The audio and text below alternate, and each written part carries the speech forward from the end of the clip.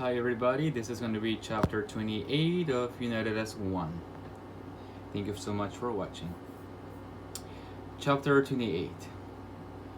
When we make it up to the mountain base control room, there are only 6 mocks left in a place that could accommodate 5 times that. They are all glued to the bank of monitors attached to the cave wall, fixating on the screens that show the base's exterior. On those screens, the rest of our group are destroying the mini Batworm protecting the entrance to the mountain. Eden and I are invisible. The 6 others don't hear us come in.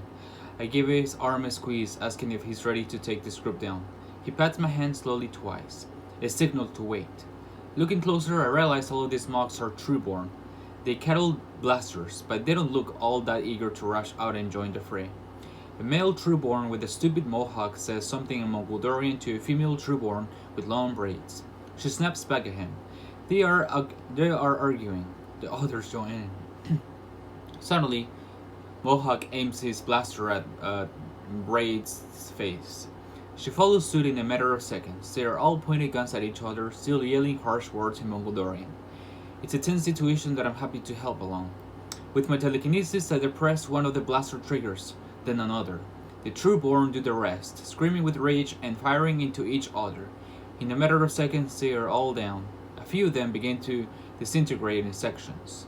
I let go of Adam's arm, and we turn invisible. He puffs out his cheeks with a sigh, looking down at this dead Trueborn with a disappointment, and then begins searching the control panels for one that operates the mountain's force field. What are they fighting about? I ask him. Like the mocks before, my eyes are drawn to the battle playing out on the screen. The one with the mohawk wanted to know how this could happen. He wanted to know why beloved leader would allow the Anubis to fall, why he'd let the Gargi get this far, Adam explains morosely. The woman, she said that Suchukashra has gone mad, and the augmentations are disturbing.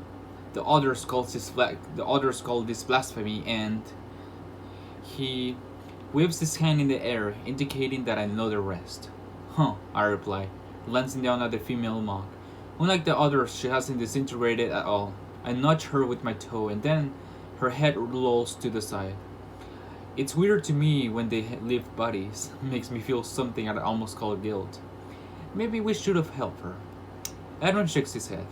She should have tried to kill us, he replies. She would have tried to kill us, he replies. Rex didn't. If there are other sympathetic Mongolians like Rex, we will not find him in the heat of battle, he responds. Adam finds the right interface and begins to hit a few buttons. A flashing symbol pops out on his screen, a warning in any language. He makes an annoyed noise and keys in another sequence. I've got to bypass the security protocol, he says. See if there's a key card on one of those bodies. Quickly, I pat down the Mongolian uniforms. I find a plastic chip in the front pocket of the first Trueborn.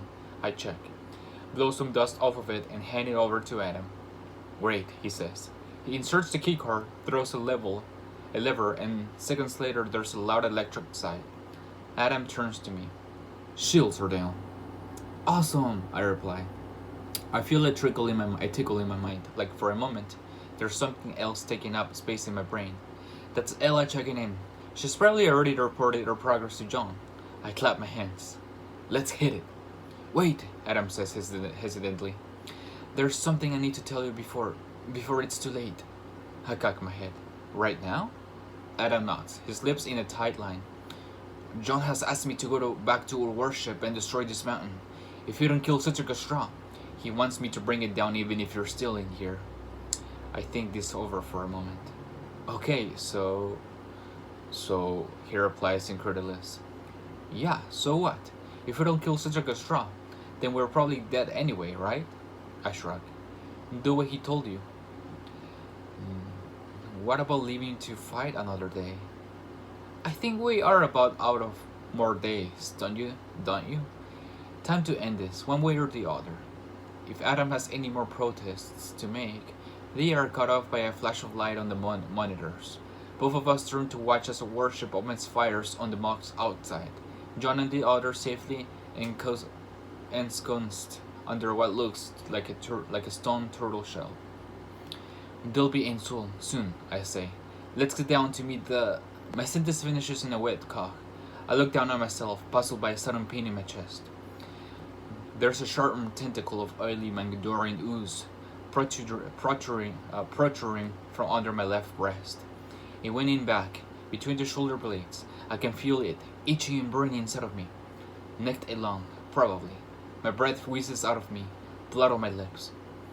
"Oh," is all I think to say. "Six!" Adam shouts. "Oh, how I hope it would be you too," says a familiar voice behind me. I turn my head because I'm unable to move the rest of my body, impaled as I am by a tentacle. Fear-ridden Ra stands in the control room doorway. Her augmentation is just like John described, a sickening mass of red and black ooze that's attached to her shoulder where her arm should be. She's killed me. I can't believe it. Dust acts the quickest. He lunges away from Adam's side, his whole form growing huge, grey fur blistering over his muscular back, teeth gnashing. He hits Fear-ridden Ra with his massive front paws and knocks her off her feet. His teeth snap in front of her face, but she manages to lean her head back just enough to avoid getting bitten. One of her tentacles wraps around Dust's snout, muzzling him. The others begin to stab at his body. Still, the Chimera struggles, clawing at her and pressing his weight down. As a result of Dust's attack, Fury's tentacle snaps out of me. I would probably fall over if Adam wasn't there to catch me. He presses a hand to my wound, helping me lean against the wall. My blood bubbles over his hand, and I can tell by the panic in his eyes that it does not look good. "Six, we need to get you to Marina or John." Adam's cut off by a yelp, and then there's a heavy weight smashes into both of us. It's Dust, thrown by Fear-ridden Ra's sick appendage. His fur is soaked with blood, piercings from Fury's tentacles all over his rapidly shrinking form. He tries to stagger to his feet and almost makes it before his legs buckle. Dust's dark eyes settle on Adam as he lies down in his side, whimpers once and then is still. Adam screams. Fear-ridden Ra has only now gotten back to her feet, her face and chest covered in Dust's claw marks. Adam takes up his blaster and fires. He gets her once in the chest, but the next two shots are absorbed by her tentacles. She ducks back out the doorway, running for cover. "Six!" It's Ella's voice in my mind. "I'm sending the others up to help you." "No!" I think back, forcing myself to stand. "We've got this. Tell them to focus on Citricus Ra." But I imagine Fear-ridden Ra taking control of my or Adam's legacies, using them to get behind the rest of her friends, then wiping them out. I call to mind John's secret orders to Adam, how he's supposed to destroy the mountain base if anything goes wrong. And I think about the time Ella herself leaped into a torrent of Loric energy because she knew it meant defeating Citricus Ra. Priorities, sacrifices. We stop during the Ra here. We make sure the others don't have any surprises creeping up behind them. I stagger to my feet even though it isn't easy. When I try to take a deep breath, my body's response is to fill my chest with a shooting pain. It feels like I've got a stitch in my entire left side. I can still fight though. I have to. I cover my wound with one hand as best as I can and limp after Adam. He's already barreled his way into the hallway, enraged, chasing after during the Ra. He squeezes off a couple more blaster shots. She leaps up, her tentacle wraps around the stalactile, and she yanks herself over Adam's attack. She then slings herself back to Adam.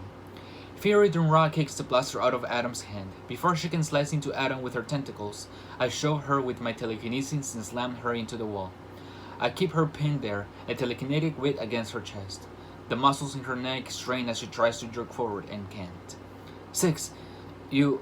Adam looks surprised to see me standing, like he's going to admonish me for getting back into the fight. I try to gulp down a breath while maintaining my telekinetic hold on Fury and feel like I'm about to throw up. I lean against the doorway of the control room. "I'm fine," I wheeze. "Finish her." Adam turns to Fury, and of course, she starts talking. "Doesn't it bother you to be on the losing side of history, Satek?" Fury asks, high-pitched, desperation in her voice. "This is what winning looks like to you, Fury?" Adam replies dryly, picking up his blaster. Fury rambles on, screeching. "When these battles are added to the Great Book, you will be a cautionary tale, a traitorous footnote, a—" "Shut up already," I say. She strains against my telekinesis to no avail. Even her augmented appendage futilely screaming, only capable of breathing against the wall.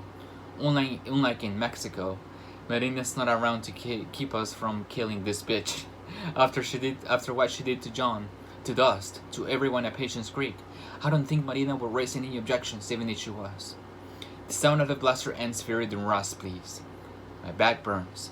Fury Dunra cackles. Adam spins around, wide-eyed. I glance behind me, see the true-born woman with the braids, the one we thought was dead, half sitting up. She just shot me in the back.